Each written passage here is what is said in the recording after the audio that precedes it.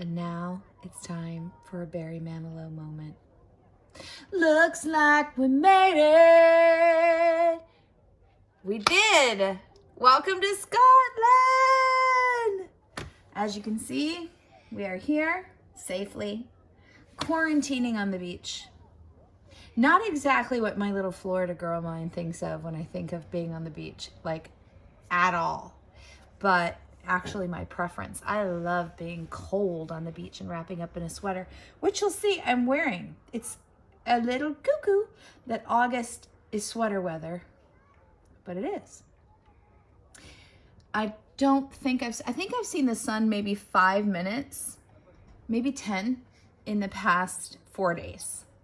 So this is really good for us to come here and have to do this whole process and fill out the application and quarantine for an undetermined length of time, because that means we'll be able to see if we can hack it. We come from a place where there's 319 days of sun a year.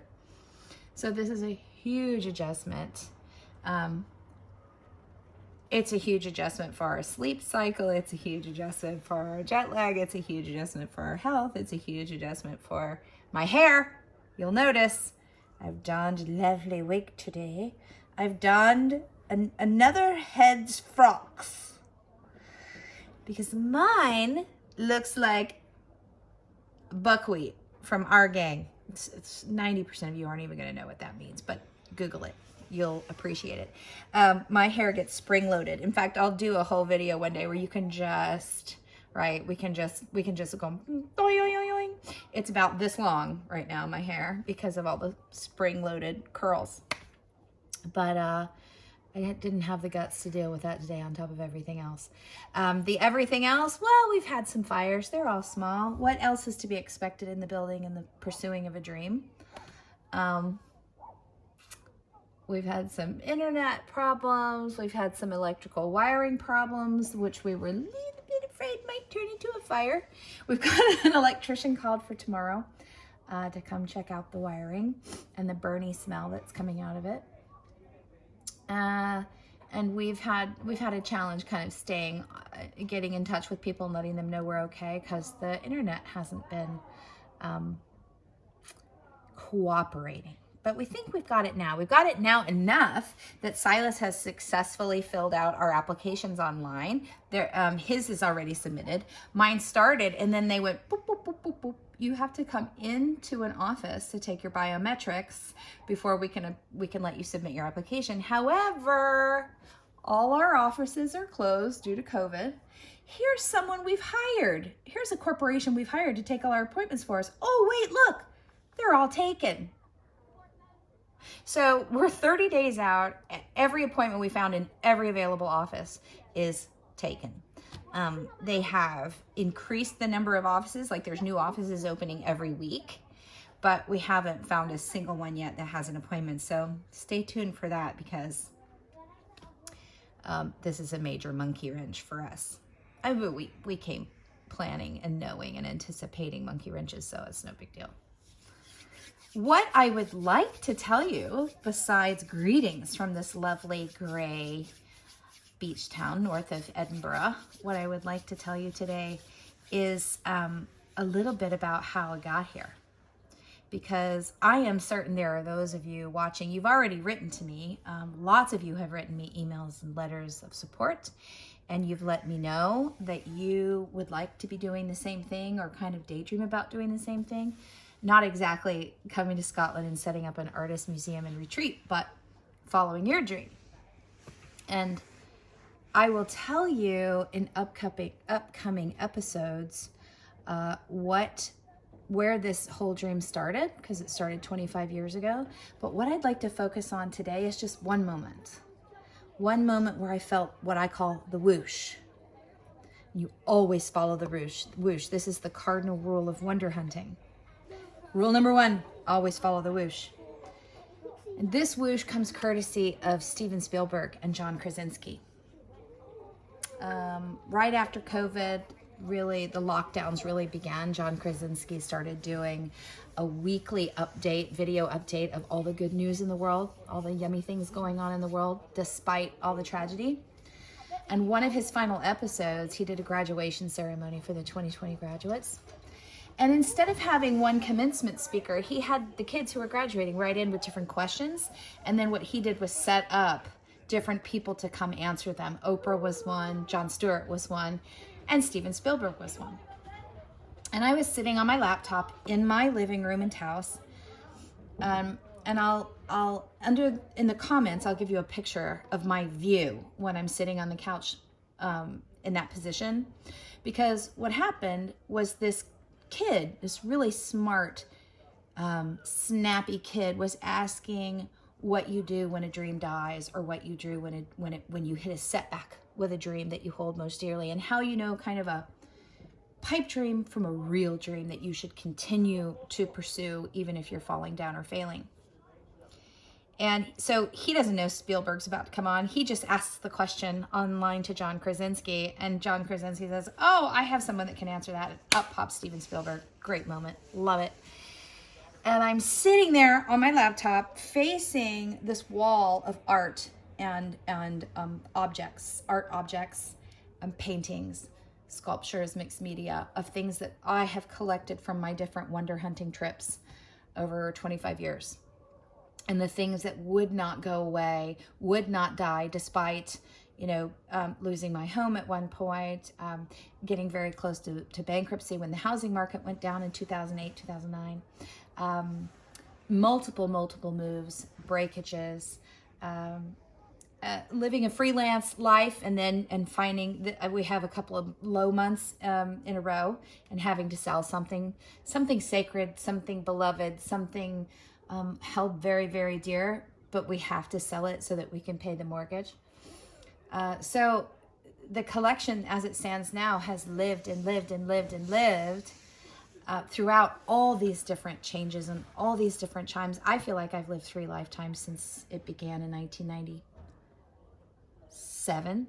So of course it's lived multiple lifetimes and it's changed, but the remnants of it are what I have left. And a good bit of it is on display in my living room. And I'm there sitting in the middle of it while Steven Spielberg pops on and says the following. The question is, how can you tell the difference between a dream you should let go of and a dream you should hold on to? And Steven Spielberg says, you will know, because the difference between something you should pursue and something that's worth letting go, because the dream that's worth pursuing also pursues you. Now, I am paraphrasing here, but the point is that the dreams that we have that infect us, that belong to us, have an energy and a power that's so much like a siren song. It continually calls and calls and calls, no matter how much heartache, how much disappointment, how many setbacks. And as soon as Spielberg said those words, I'm at my laptop like this.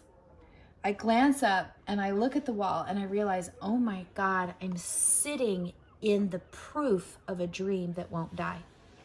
I am surrounded by all the remnants of this initial dream that we thought was going to happen 25 years ago, 20 years ago, 15 years ago, and hasn't, but I'm still sitting in it. It still surrounds me. And at that, I just lost it. The tears come down the cheeks. I'm having a completely verklempt moment. And it was such a strong moment. If you've read my book, Doorways and Dreamfields, it was like the last chapter. And if you've read that book, you know what I mean. There's such a zing and a pow in that last chapter that carried me forward into my next best life in 2006. And that's where I'm at right now. It was that same feeling of this haunting yet jubilant force that is calling me onward. And I became aware in one of those sensorial ways that 25-year-old dream isn't even mine. It has a life of its own. It has visited me and lives with me and haunts me like a ghost, but it is its own entity and it hasn't gone away. And it was my kind of kindling and awakening not to give up on it. If it has stuck around that long, then it's still alive for me and with me. And I, in that moment, felt this swoosh and the connection and the lightning to realize that I need to rekindle my commitment to pursuing it. And that was the moment where I realized I need to up my game. We were already looking for spaces. We were already looking for a new home, and in conjunction with that, looking for this home that we could make that would also be conducive to visitors, artist residencies, the retreat, workshop space, and the museum space for the Wonderland collection.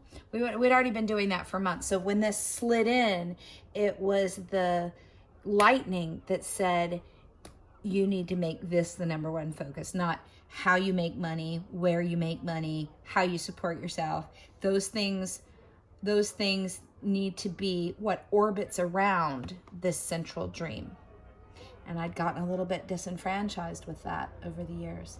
So that moment of clarity, that moment of insight to realize that the dream hadn't left me and it hadn't given up on me and it was still with me, got me here. This is the next step.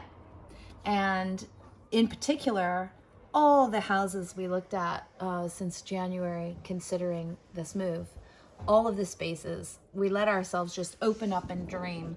And out of everything, Edinburgh was the one that lit up the core, the interior core that may not make any sense here, but makes sense here. And that's how I got to Taos. That's how I got Silas. That's how Doorway started. So I've learned to listen to that thing.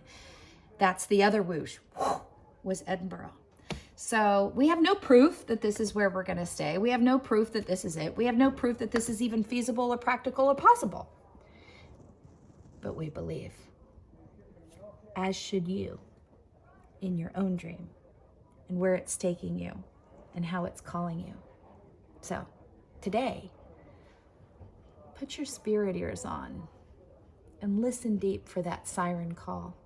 There's a dream that has your name on it, and it's looking forward to the next phase of being brought alive in this world. It wants to be born for you. It's yours. Listen to it.